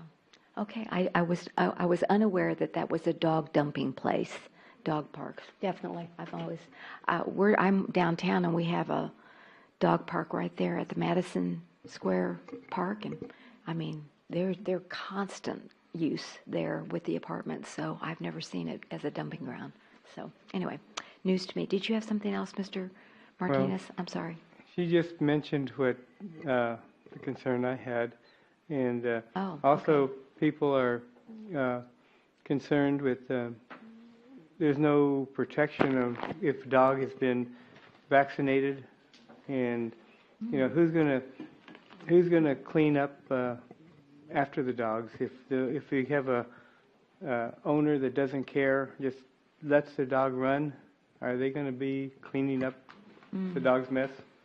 Well, in this dog park next down at Madison Square Park, they have the dog, Little they have paper plastic bags. and water and everything else. So But then responsible pet owners clean up after their dogs. That's the key. But there's a lot of irresponsible, and like was mentioned, people just leave. They are moving and they don't want their dogs, so they just leave it in the dog park. So I guess the question for me is more of like, do you not want a dog park at all? Because the other option would be like the dog park at Shadow Mist. Instead of the skate park, putting the dog park there and finding a different place for the skate park. Or putting pickleball courts instead of the skate park over there and moving the skate park somewhere else. I mean, I'm trying to make sure that the use near the neighborhoods isn't going to be impacted, and I felt like the dog park wasn't going to, I mean, yes, you're going to have dogs barking, but it would close at the same time the park closes. Pickleball courts, they start early in the morning, late at night, and so I thought that there could be an issue with that later on. But if you don't want to do a dog park, I put a dog park, make that an emphasis based on what everybody was saying everywhere. I still like the dog park, I have but another anyway, go question. ahead, Over Mr. Bradshaw. At the pool, do we have Wi-Fi access there? No, we do not, but it'd be pretty easy to get it. We could put, I know somebody. But, and the reason I ask is, the concern that Councilor Heil has about dumping dogs and, people not picking up after their animals. I think the community, the dog owners community in general kind of shames people, for lack of a better word, that don't pick up after their dogs and do this kind of stuff, and people hopefully would say something. But, and probably same thing dumping when there's people there, like they're not just allow somebody to come and let their dog go and take off without saying something. But I think after hours where you'd have the problem, come in the middle of the night and drop the dog. But if you had Wi-Fi and you had cameras set up, high up on a pole. That's a good idea. And then make sure that people know, a lot of it's deterrence, and say this place is monitored 24/7, right. Video right? camera. You have it Yeah. under video surveillance, like I said. right. Then, But not by much. but not a whole lot is what I'm Verkada thinking. cameras are cheap. Yeah, the cameras are systems cheap and the hard drives are cheap that can record on a loop, and then you just go back and. I think that's a great So idea. that's what I was Yeah. thinking. Or, how about a community chicken park? A For community eggs. chicken Have park. you seen eggs? Okay. Do we have any, yes, ma'am, go ahead. My focus Uh-huh, is on filling in the pool. right. We're down to one pump, Okay. and the plumbing over there is just toast. Yeah. And so regardless of how y'all want to reuse it, I would That's just one. like to know if I could. Can we direct tonight for the, to go ahead and we can at least do this, fill in the pool, and then we can make the final decision. I'm Because not we have sure to have a when. design and everything. Yeah, exactly. So, is there a consensus for everyone on the dais? You I'll make a actually want- motion. Okay, go ahead. I'll make a motion that we fill in the Forest Oaks pool. Second. No, not the Forest Oaks No, pool. no, no. The Sorry. Community pool. The community pool. Hey, it's done. What's done is done. There was not a Community pool. second. Yeah. Community pool. Second. Okay, so we have a motion by Counselor Bradshaw and a second by Counselor Roscoe to direct Public Works to fill in the community pool on Poss and Strawflower. Any further discussion? Yes. Yes, What would be the estimated cost on that? 34,000. About 34,000. Yeah, there was an, Where the money be coming from? What, general fund? yeah. Yeah, we would come back with a budget adjustment for that. If y'all decided on the dog park for sure, then I could have used some of your 20. Yeah, But it's fine, we'll come back with a budget adjustment. Okay. okay. I'm ready to vote. All right, so all those in favor say aye. Aye. Any opposed? The motion does carry. So then we'll just come back when? Do y'all want to come back for the actual, you want to get more input? I hadn't heard from anybody in the chamber, so I'm not sure. I mean, I know we've already voted on just filling in the pool. Would you like us to get you like a little schematic on what that would look like? Okay, so why don't we get a Right. little schematic? for Yeah. them, Linda? For the dog park? Yes. With the dark park, with the video camera. There you go. With signs. With some more You're hard cost, being with some video. more hard cost to that. Okay. I well, we mean, can do have that y'all too. been walking in the neighborhood? I know Counselor Heil does the same thing. You're walking and you pass a house and it goes, "You're on camera." I'm like, "What? Okay, hi." And as I walk on by, I mean, so many people have that now. It's crazy. Okay, thank you. At least we have some good direction right now. Thank you, Mayor. Appreciate it. You bet. Thank you, Melinda. All right, the last agenda item, 10.3, presentation and discussion of an ordinance authorizing a budget adjustment in the amount of $27,847 for the purchase and installation of an intersection conflicting warning system, ICWS, on Evers Road at Adair Street. And again, this is our first reading. We won't have a vote, but we can decide if we want to put it in the consent agenda for the 18th. So, Dave Demeline's here tonight. Thank you. Mayor, Appreciate Council, you being good here. Thank you, sir. Thank you. So this item is to consider approval of an ordinance authorizing a budget adjustment to purchase and install an intersection conflicting warning system at Evers and Adair. We've had some residents of the Castle Estates subdivision reporting difficulty turning on to Evers from Adair due to the hill mainly on Evers Road and sight distance. The city has installed a blinking right intersection ahead sign, and we also installed a speed indicator sign on the southbound Evers Road lanes just before Adair. We conducted a traffic safety assessment and to reevaluate the existing traffic conditions at this intersection. And this intersection provides the single access point for 27 properties located along Adair and Countess Adria. Just a quick couple shots of the intersection. There's an aerial shot there, and then on the right-hand side is looking down Evers Road northbound. So the posted speed limit is 30 miles per hour on Evers. Current traffic counts are approximately 8,500 cars a day with an average speed limit of 32 miles per hour. This was data taken from December of 2024 with our Urban SDK application. For that same month, and I apologize, that should read the 85th percentile, was 36 miles per hour. So that means that the 85% were traveling 36 miles per hour or slower, and that's utilized by our engineers, the 85th percentile, and not the 95th percentile. Okay, so 85, and then instead of 39 miles per hour, it's 36? It was 36, yes. Okay, let me make that change. And then the 85th percentile for previous data was 32 miles per hour and 35, so that is correct. So the next one should be 85 too, right? Yes, 85th percent. Yes. Okay, thank you for that. And I do apologize No, for that's that okay. typo. Yeah. Or I made a mistake actually. The traffic engineer told me that it's the 85th percentile that instead of the 95th. Okay. So our engineer also looked at the crash frequency as well as stopping and intersection sight distance.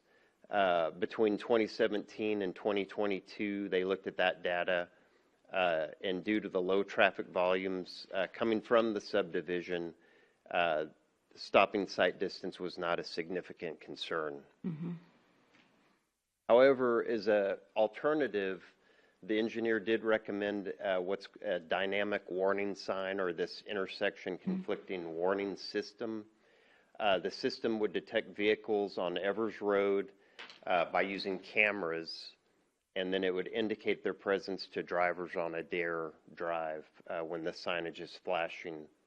And then crash modification factors, Clearinghouse listed a 32% reduction for these crash types when installing this type of sign.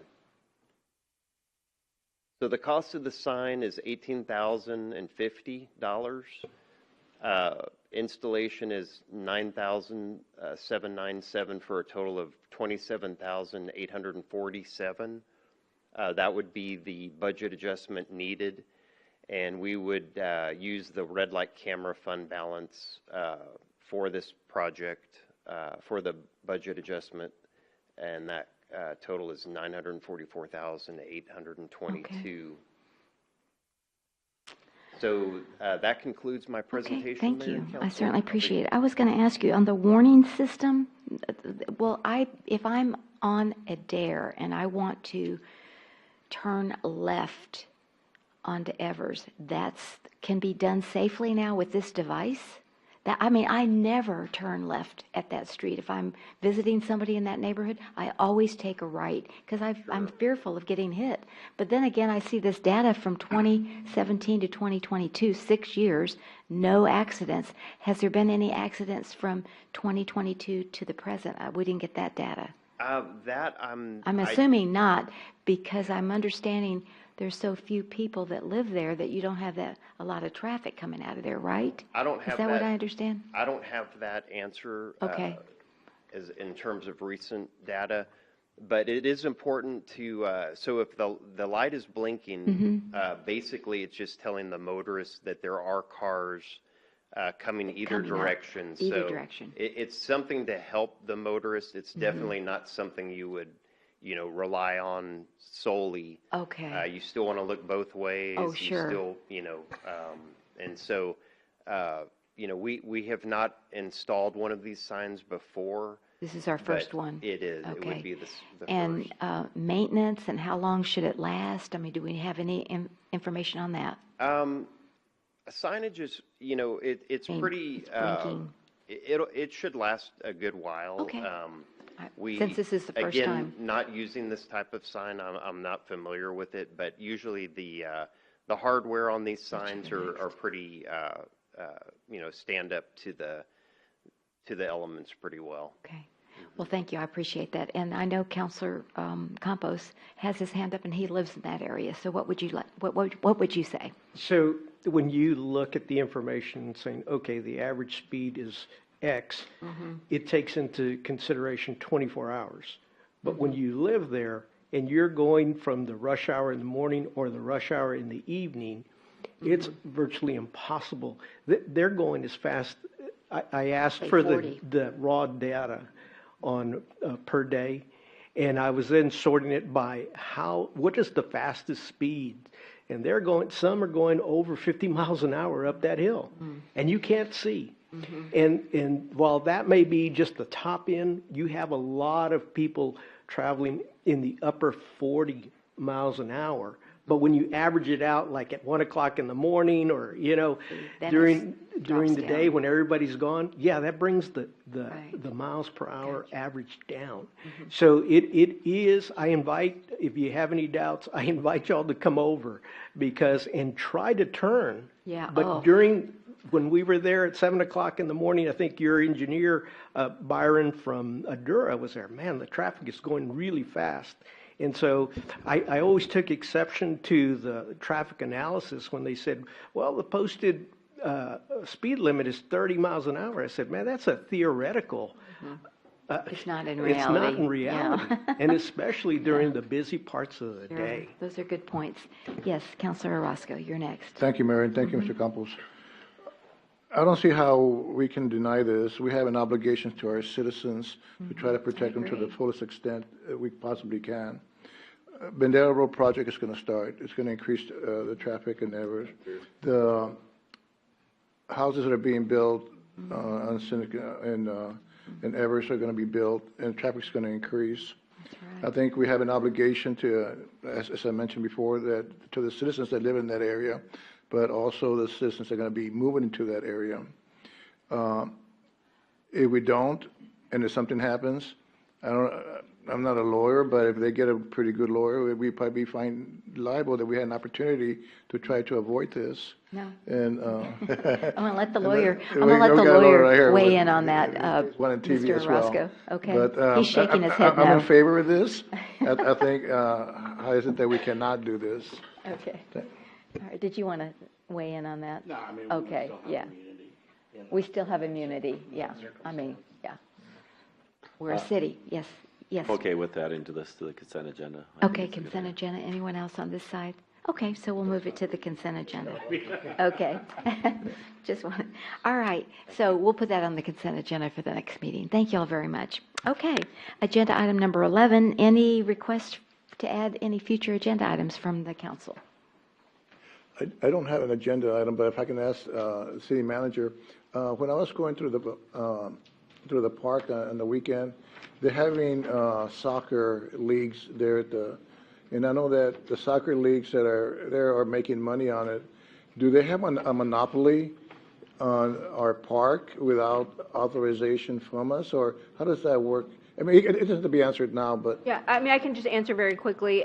We rent out the soccer field, so we open it at the beginning of the year, and we have companies that come in and rent the park for us, and okay. up until a certain date, and then we reopen other dates, and people come in and rent. Okay, Same so- thing for like Easter and the pavilion, they rent those items, but baseball fields, soccer fields, the small pavilion, the large pavilion are all rentable spaces, so they rent those spaces out. Okay, so they do have to get a permit. Okay, thank you. But, I don't know if you've seen what I've seen. I mean, there's like little groups of people. Oh, yeah, I yes. mean, like, are they all renting it? No. I mean, so they're just trying to squeeze in. Yeah, And that's all. in the evenings when they have practice, oh my goodness, Exactly, yes. exactly. We've got a great park, though. All righty. Anything else? All right. If there is no objection, we will move to object. We'll move to adjourn at 10 minutes after 8 on Tuesday, March the 4th. Y'all take care, and we'll see you on the 18th of March at our next meeting. Good evening.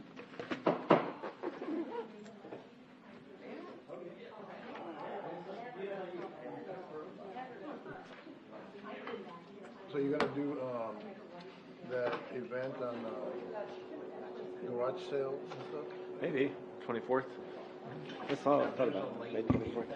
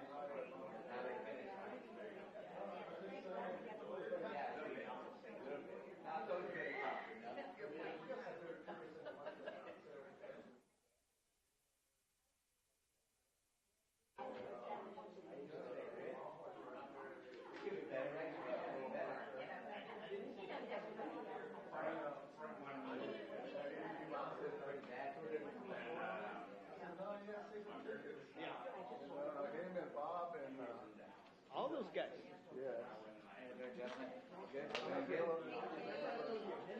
I know.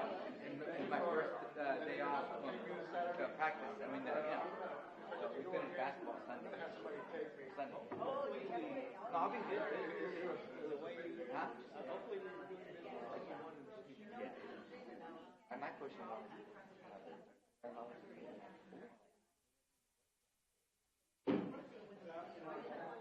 I don't know. I'm just saying. Who's feeding the name?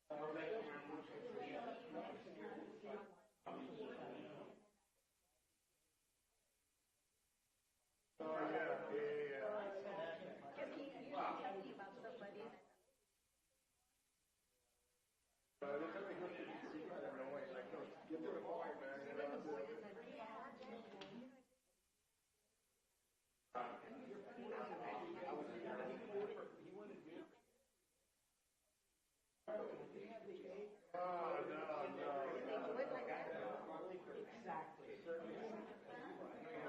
I went with you 2 years ago, you was dragging it on,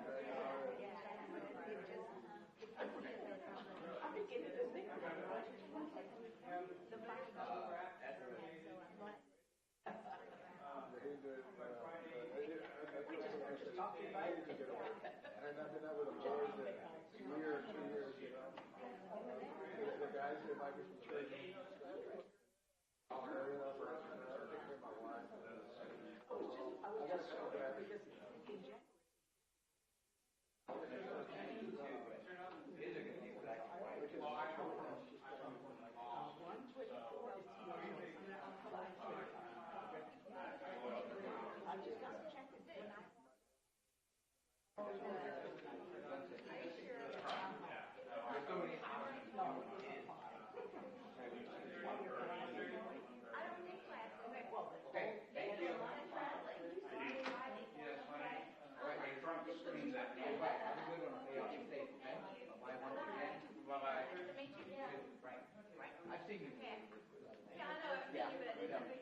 Bye-bye, guys.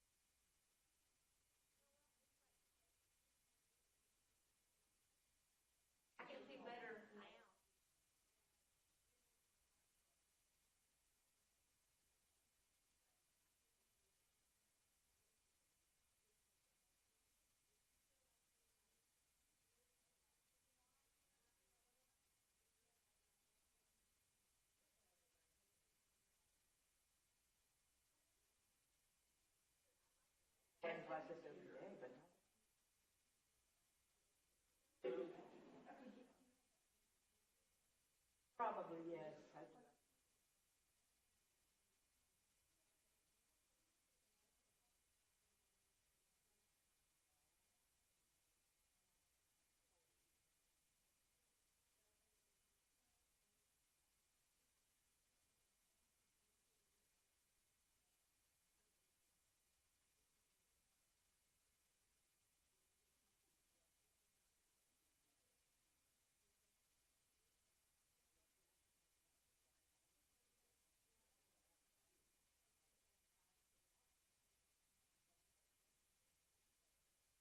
I say that was before. And they told me that. I can read little print. I measured it. I wanted the whole thing 6,000 each eye. I said, I'm not crazy. Whatever the insurance is, maybe.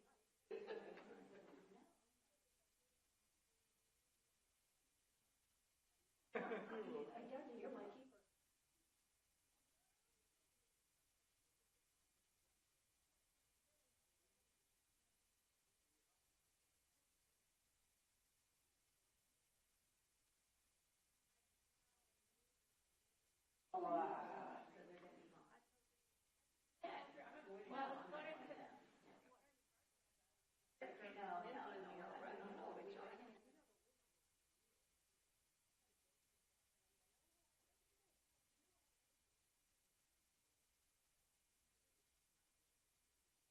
Driving back from Austin, my van was, I had to take a van.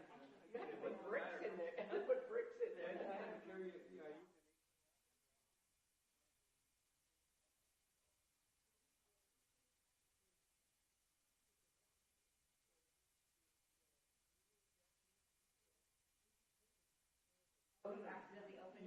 your food comes out. But everything's wrong.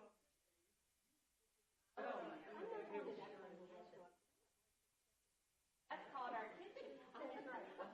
There you go.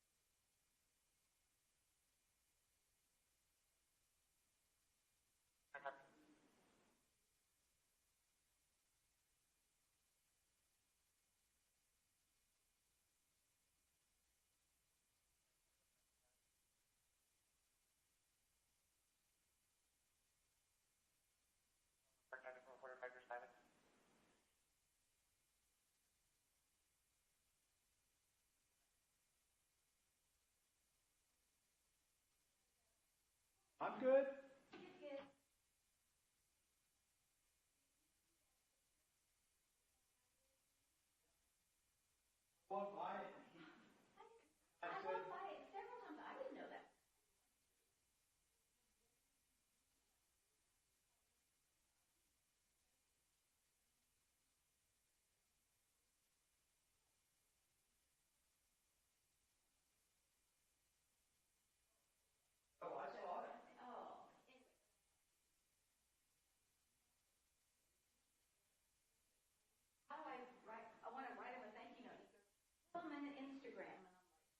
Okay.